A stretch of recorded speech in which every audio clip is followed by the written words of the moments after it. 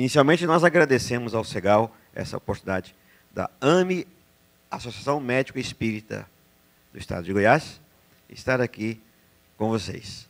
Nossa associação congrega todos os profissionais de saúde que queira empregar o paradigma espírita dentro de suas atividades de amparo à saúde. Então, este é o objetivo da AME. E está aberta a todos que queiram dela participar. A vida em construção é algo que nós fazemos todos os dias. Todos os dias nós fazemos isto. Construção de nossa vida. Porque é algo que precisamos realmente direcionar para a nossa caminhada rumo a Deus.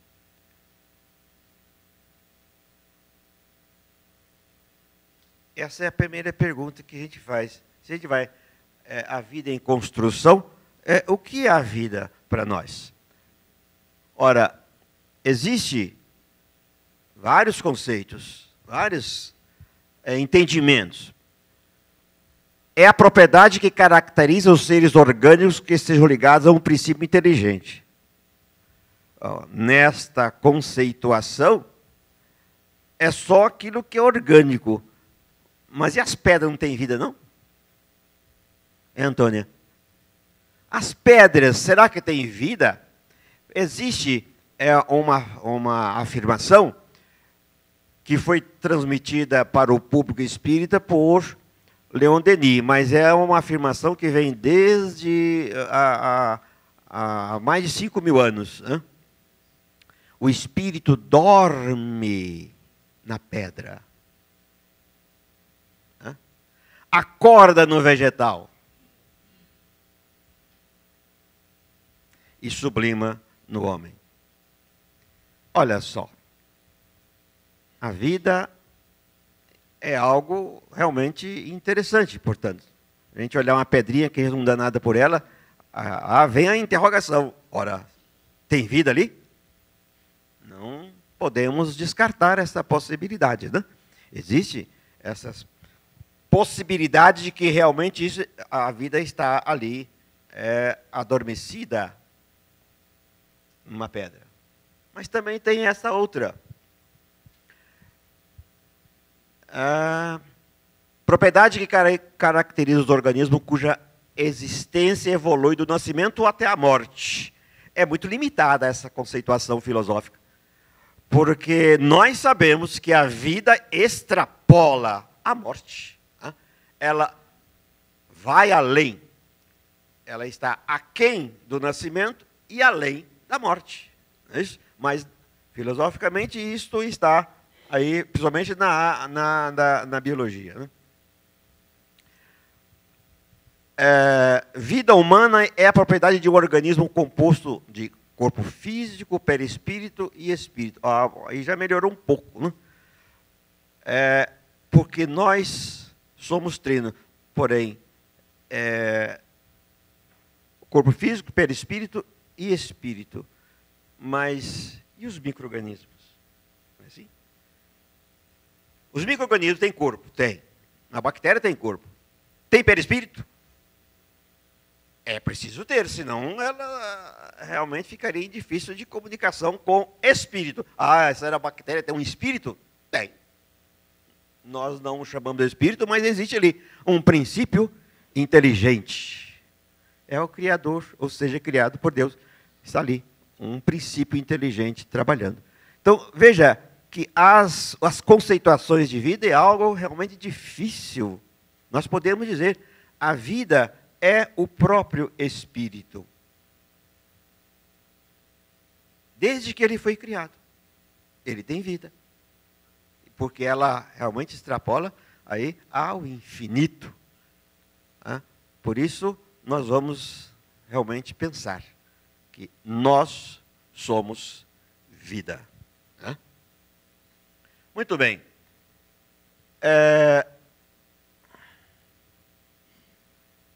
Vamos limitar isso somente na nossa espécie, seja, nós humanos. Vamos trabalhar nessa concepção humana da vida só. Vamos preocupar-nos com o nosso jeito de ser. Bom, nós sabemos que o ser humano é trino, ele é composto disso aí. Espírito, perispírito e corpo físico. O espírito é o princípio inteligente que vai evoluindo na condição humana. Começamos de uma maneira que nem sabemos como. Sabemos que fomos criados por Deus como princípio. E vamos evoluindo realmente até chegar à condição humana. Que nós somos caracterizados pelo chamado pensamento contínuo ou racional. Esta é a nossa característica. Perispírito é um conjunto de corpos, ou conjunto de faixas vibratórias, de frequências energéticas, que está entre o corpo físico e o espírito. Então é um conjunto, não é só um corpo único. Várias faixas de frequência, e o corpo físico é aquele que capacita o espírito a se manifestar onde quer que ele queira. Não é isso? Isso tudo nós sabemos muito bem. Ora, para que o espírito possa trabalhar, é preciso de ter um corpo físico.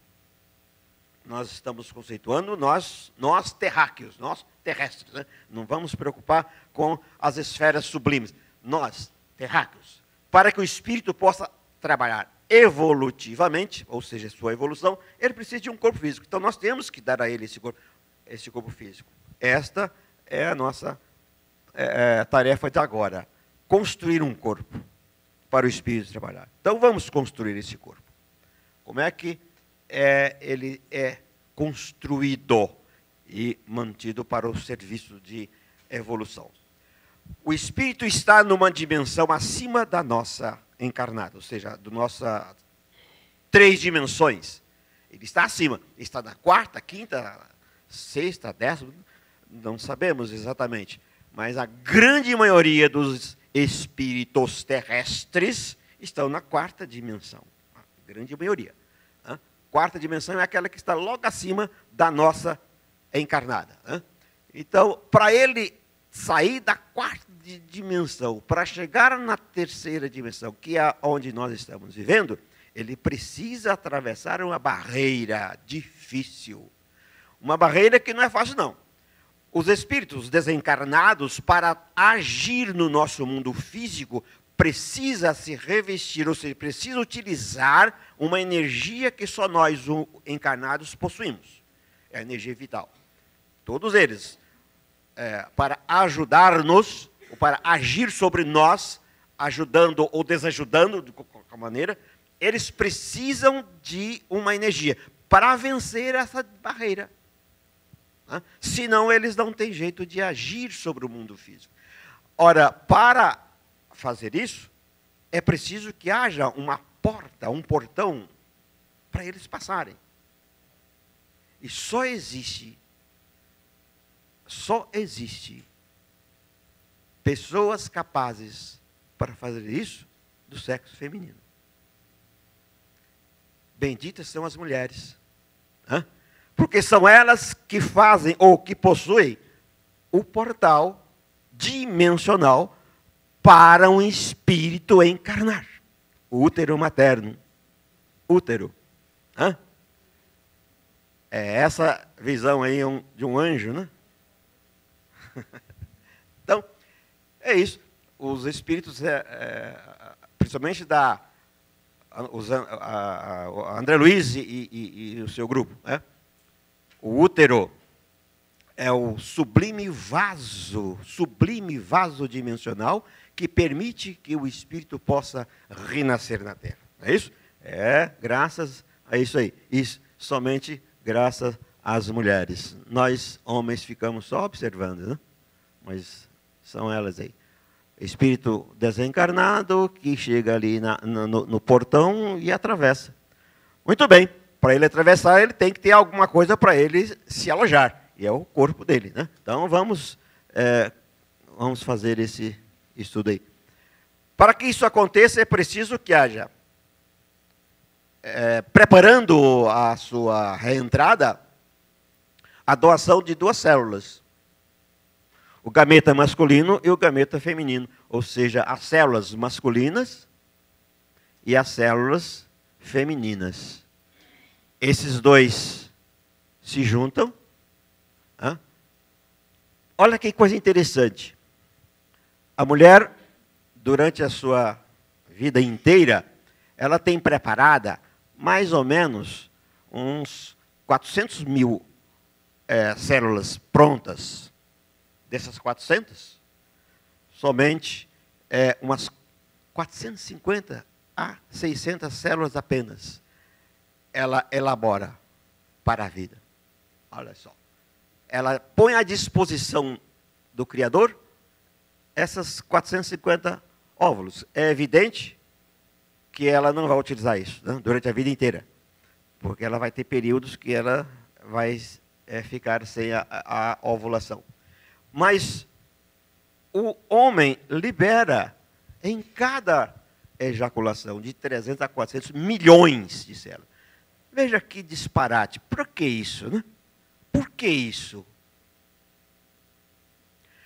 Um óvulo só de cada vez. A mulher só libera um óvulo por mês. Um só. E o homem, de cada relação sexual, ele libera 400 milhões de células. Por que isso? Porque a natureza fez isso. Porque é preciso que haja multivariedade, ou seja, variação de corpos. Não pode ter corpos idênticos somente. Variação de corpos, porque tem variação de projetos reencarnatórios e variação de preparação para aquele projeto. E essa variação é feita por esses 400 milhões. Deles será escolhido um. Então veja, o quanta variedade existe no mundo graças a isso. Né? Graças a essa escolha. Quem já leu o livro Missionários da Luz, é isso mesmo? Né? Reencarnação de Segismundo, lá verificou isto.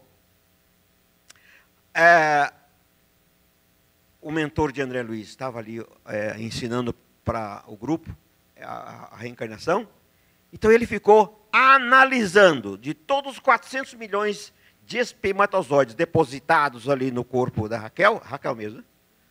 Ali, analisando eles, todos eles, escolhendo um capaz de fecundar o óvulo para corresponder ao projeto reencarnatório daquele espírito, para fazer um corpo adequado para o projeto ser realizado, de acordo com o mapa reencarnatório, ou seja, a planta do corpo do Segismundo.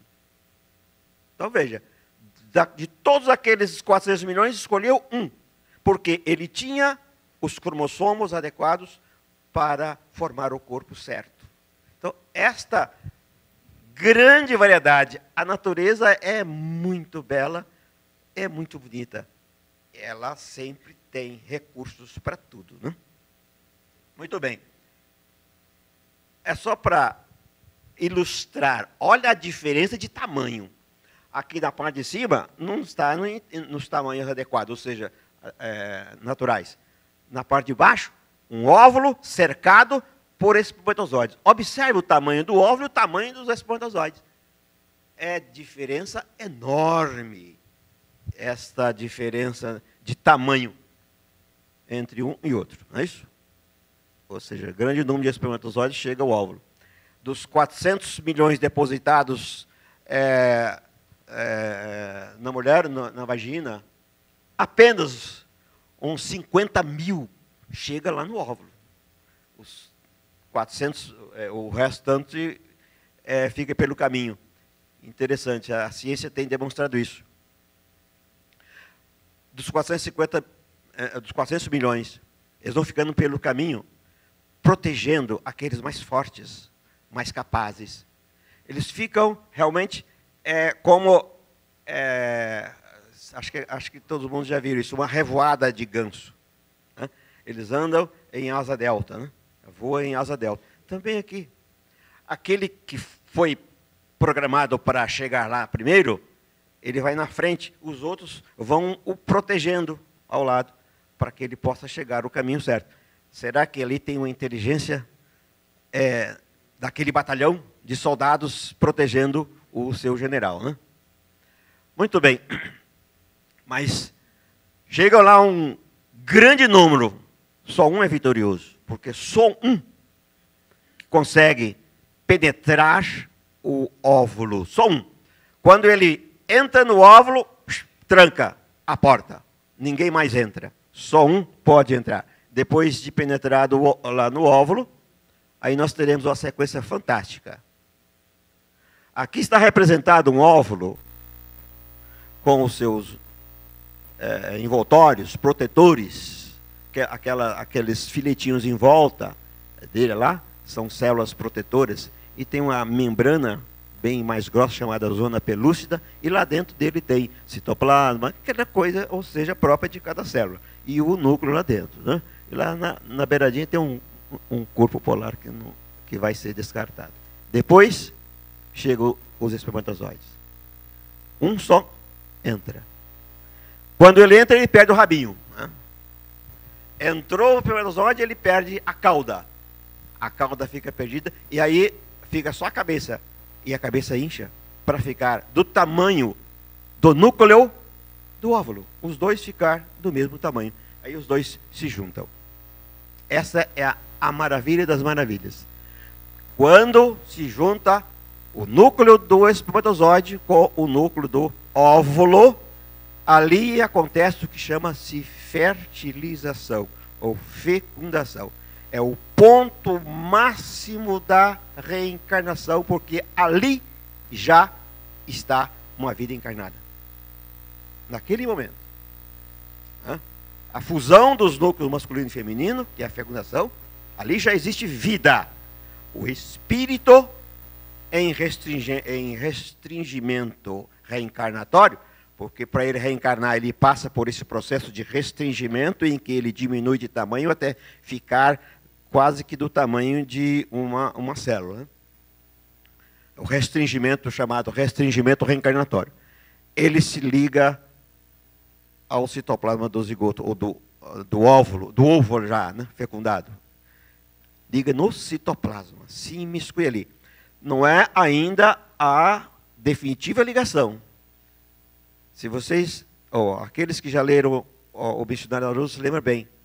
Antes disso acontecer, antes de ali haver a fecundação, a mãe recebeu dos mentores aquela forma de espírito restringido, aquela forma miniatura, e ela apertou no coração, ou seja, no seu corpo, com muito amor, aquela forma infantil, e ela ficou ligada ao perispírito de Raquel, ao perispírito da mãe. Dali para frente, aconteceu a fecundação, e ali houve a ligação daquela forma infantil, daquela forma miniatura, com a célula. Na verdade, ali, como diz, vamos tocar trombetas e mais trombetas, porque a vida já começou. Por isso, os abortistas estão totalmente errados, porque a vida está ali naquele momento. Ora, isso acontece, acho que tem um slide isso. Acontece mais ou menos em torno de 4 a 5 minutos, de 5 a 40 minutos depois que houve a relação sexual, ou seja, depositado os espermatozoides no colo vaginal. Bom, dali para frente, nós temos ali a reencarnação já iniciada. E aí agora vai crescendo, né? As divisões celulares, de uma célula forma 2, de 2 a 4, de 4 a 8. Aqui um ponto interessante, 8 células. Ali o embrião com 8 células.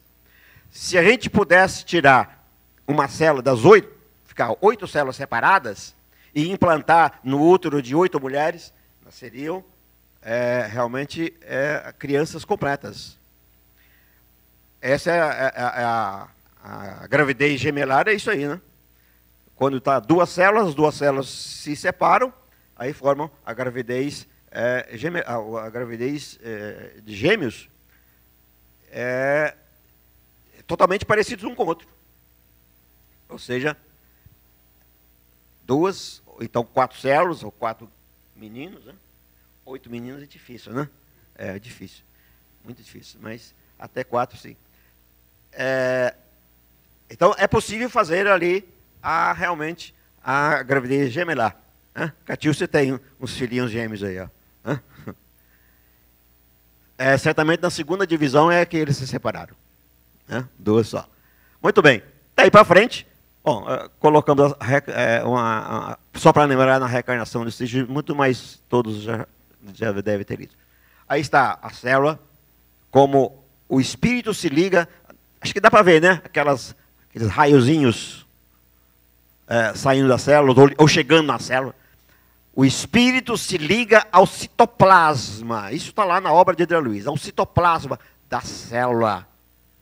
Não é? Nem na mitocôndria, nem no núcleo, enfim, nenhum dos organelas. Ele fica difusamente ligado ao citoplasma. Ele ali comandando e coordenando tudo. Veja, é esta célula única que vai dar todo o nosso corpo físico. Aqui, para fazer uma recordação. Aquele branquinho lá, o óvulo, o ovário, soltou um óvulo. A gravidez acontece no terço distal da trompa, que é esse canal grande aí, no terço distal. Então, veja, o espermatozoide tem que nadar realmente lá do colo do útero, onde ele é depositado, até chegar lá na trompa. É um espaço pequeno, mas ele tem realmente que atravessar uma barreira enorme para chegar lá. Eles são realmente nadadores fantásticos. De 4 a 45 minutos ele chega lá. Não, nada para valer. Ali, ocorrendo a gravidez, o zigoto começa a andar para o útero. Então, a caminhada dele, até lá, chegando lá no útero depois de 5 dias de gravidez, 5 dias de fecundação, e lá no útero ele vai entrar dentro da membrana interna, que é chamada endométrio, para se aninhar ali dentro. É o que chamamos de nidação. Né? Veja, na fase que chega lá no útero, depois de 5 dias, ele está numa forma chamada blastocisto. Importante esta formação de célula, blastocisto. É um zigoto mais ou menos com 150 a 200 células germinativas. Né? Germinativas.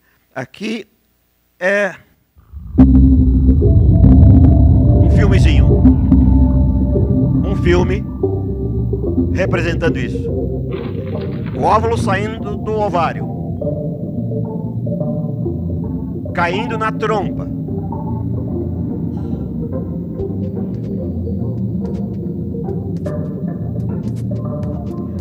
Lá pelo terço distal da trompa, os espermatozoides chegam aos espermatozoides. Eles se preparam para atravessar a membrana do óvulo. Ele foi num buraco mesmo, vai valer, né? Graças às enzimas.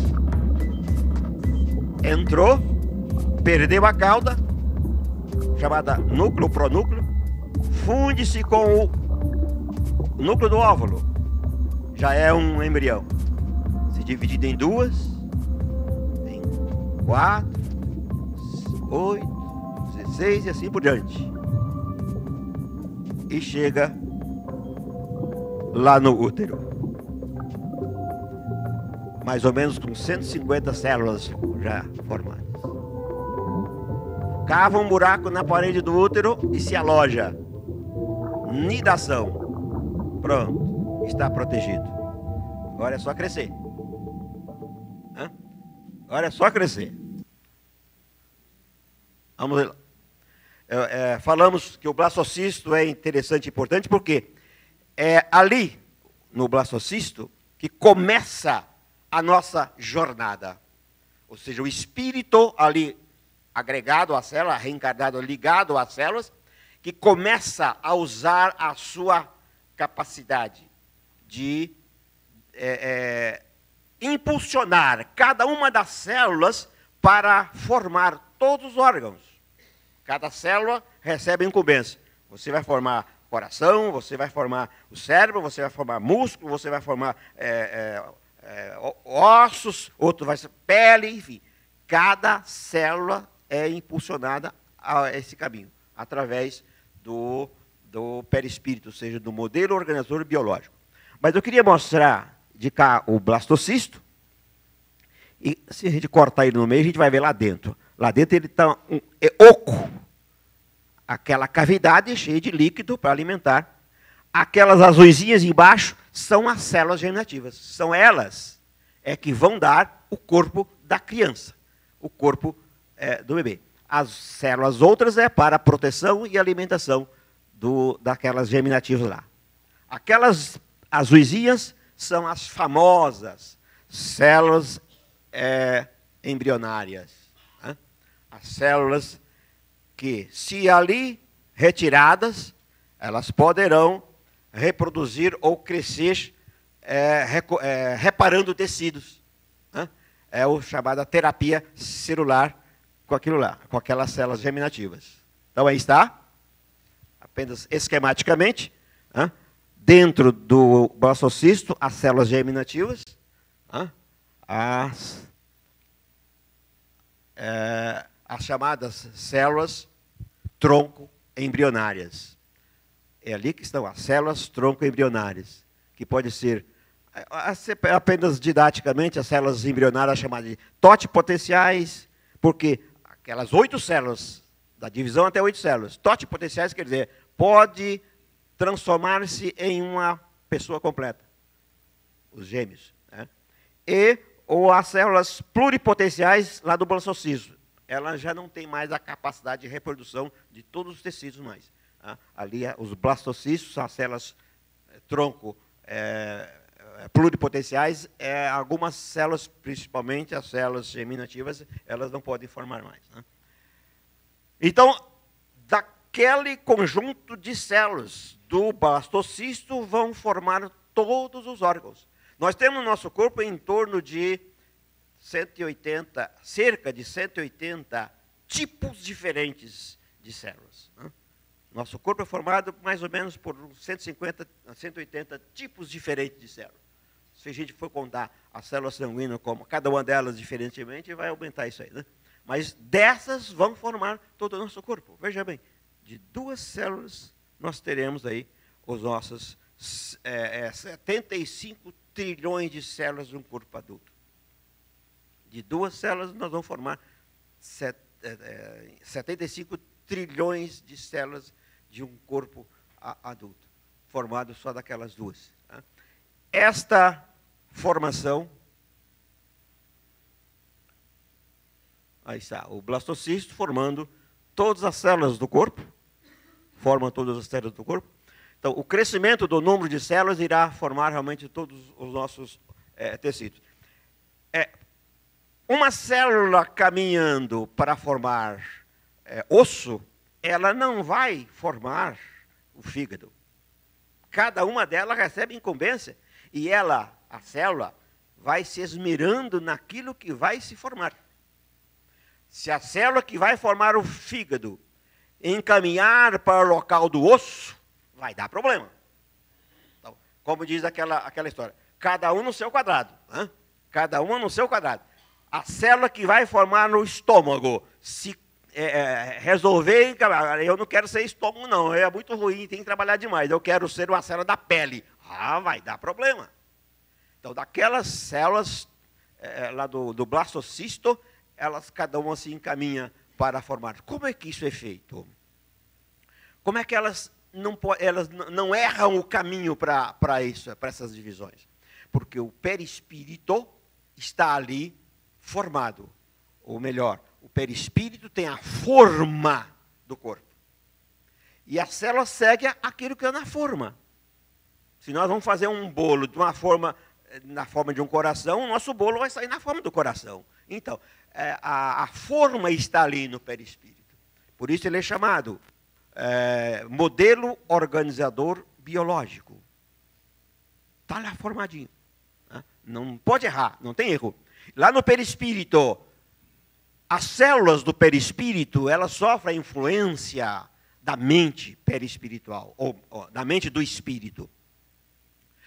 Se a mente está perturbada em algumas questões, ou seja, tem uma energia negativa em algum setor, isto vai refletir lá. Vamos exemplificar. Se um espírito morreu assassinado, ou matou alguém com um revólver, atingiu o coração da pessoa, então aquilo fica perturbado na mente do assassino.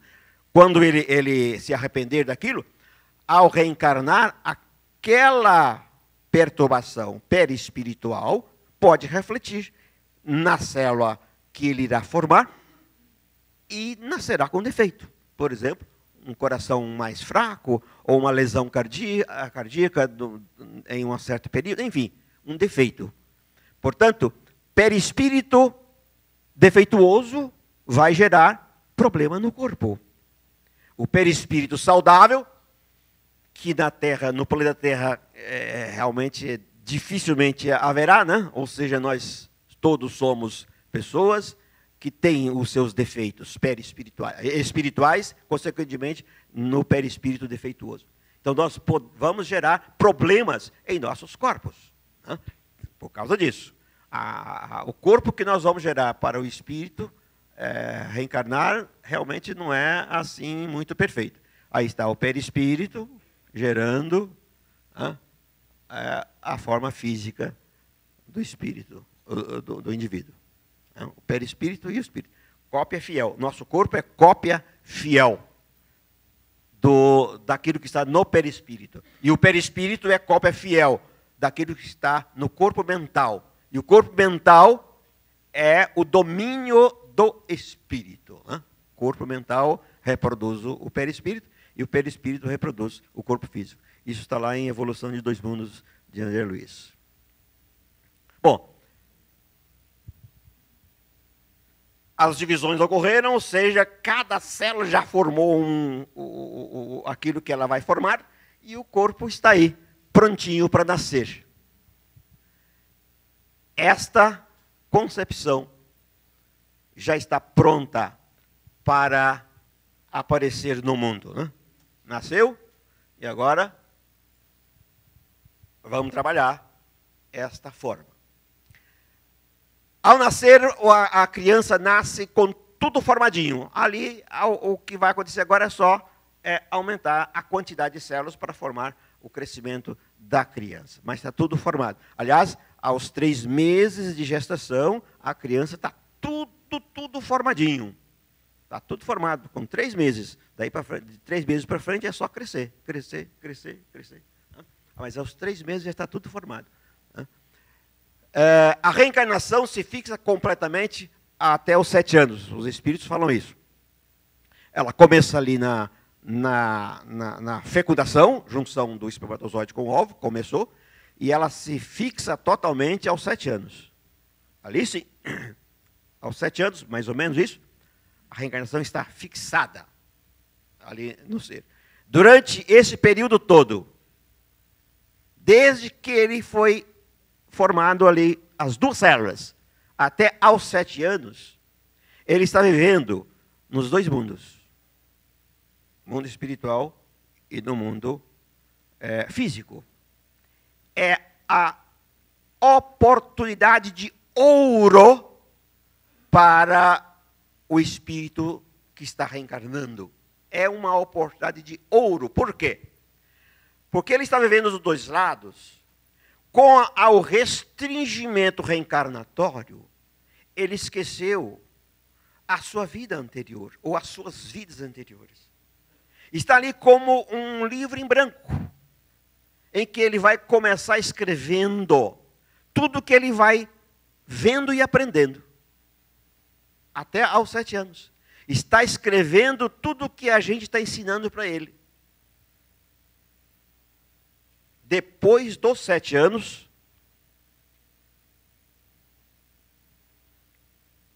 Depois dos 7 anos, ele vai pegar o que ele escreveu,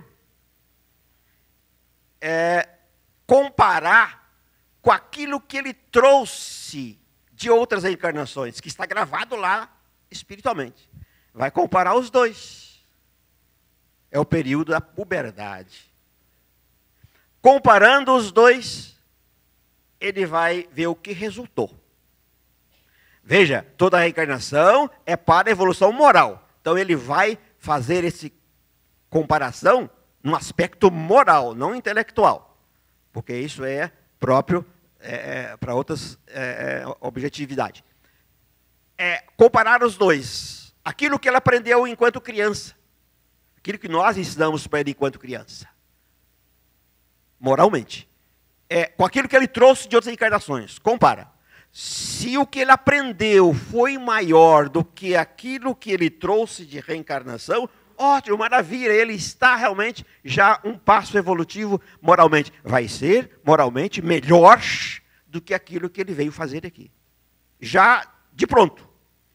Já entra na vida adulta, já uma pessoa bem melhor.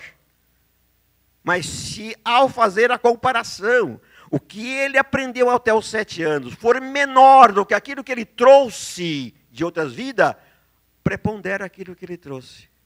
Então, ele vai entrar na vida adulta igualzinho ao que ele aqui veio tentar reparar. Uma pessoa realmente, moralmente, mais em dificuldade.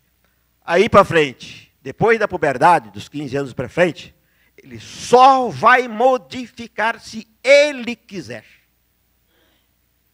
Como diz, a escola da vida é que vai fazer ele modificar. Só se ele quiser. Se ele não quiser, ele vai continuar sendo aquele espírito com os defeitos e os problemas que ele trouxe. Mas se ele tiver tido uma infância realmente educada moralmente, ele vai ser realmente um espírito bem melhor, porque ele já começou de uma maneira mais superior. Veja a responsabilidade nossa de pais.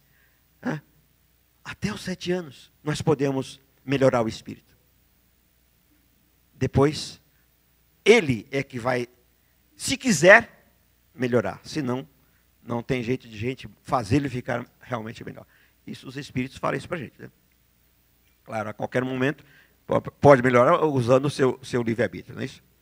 Portanto, do nascimento à morte, nós vamos trabalhando a nós próprios. Esse trabalho trino, ou seja, o ser humano trino, é impulsionado pelo Espírito, utilizando 2 grupos de energias. Nós, depois de reencarnado, nós tomamos conta de nós mesmos, então vamos trabalhando com 2 grupos de energias para tentar realmente executar o plano reencarnatório que vamos realizar. Essas energias para nos manter vivos, de 2 tipos, as físicas e as espirituais. Não há maneira de separar, de dizer onde termina a energia física e onde começa a energia espiritual. Estão misturadas, estão de tal maneira interligadas que nossa vida, baseada nesses 2 tipos energéticos. Física, alimentos, de todos os tipos que comemos, né? E as espirituais. A física sabemos de onde vem, dos alimentos. Nosso corpo fabrica. Não é fabricar, porque não fabrica energia, ele apenas desmembra a energia, porque a gente não fabrica energia nunca. Mas nós extraímos a energia dos alimentos para a gente viver. Né? E as espirituais? As espirituais têm 2 grupos também. As chamadas mantenedora da vida e as moduladoras da vida. Energia mantenedora da vida é energia vital. Nós ganhamos a energia vital, ao reencarnar, doada pelo papai e pela mamãe. Naquele instante. Principalmente pela mamãe. Principalmente a mamãe. A energia vital chegou ali. Permitiu que o espírito se ligasse à célula. Daí para frente, até o nascimento, depois do nascimento, aos 7 anos, ele recebe essa energia vital de todos que estão à sua volta.